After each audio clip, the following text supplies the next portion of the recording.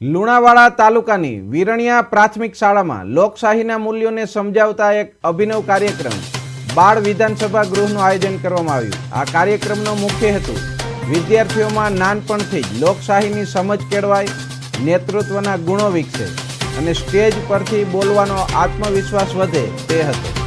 શાળાનું આંગણું જાણે કે ગાંધીનગરનું વિધાનસભા ગૃહ બની ગયું હોય તેવો માહોલ સર્જાયો હતો। વિદ્યાર્થીઓએ ખૂબ ઉત્સાહપૂર્વક અધ્યક્ષ, મુખ્યમંત્રી અને વિરોધ પક્ષના સભ્યોની ભૂમિકાઓ ભજવી હતી।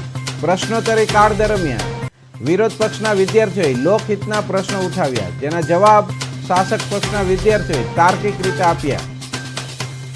શાળા અને શિક્ષણને લગતું કાલ્પનિક બજેટ પણ રજૂ કરવામાં આવ્યું। આ સમગ્ર પ્રક્રિયા દરમિયાન વિદ્યાર્થીઓને સંસદીય પ્રણાલી, શિસ્ત અને વાણી સ્વતંત્રતાનો જીવંત અનુભવ મળ્યો। માત્ર ભણતર જ નહીં, પરંતુ જીવન ઘડતરના પાઠ શીખવતો આ પ્રયાસ ખરેખર સરાહનીય રહ્યો। શાળાના આચાર્ય, શિક્ષકગણ અને સમગ્ર શાળા પરિવારે આ કાર્યક્રમને સફળ બનાવવા ભારે જહેમત ઉઠાવી હતી।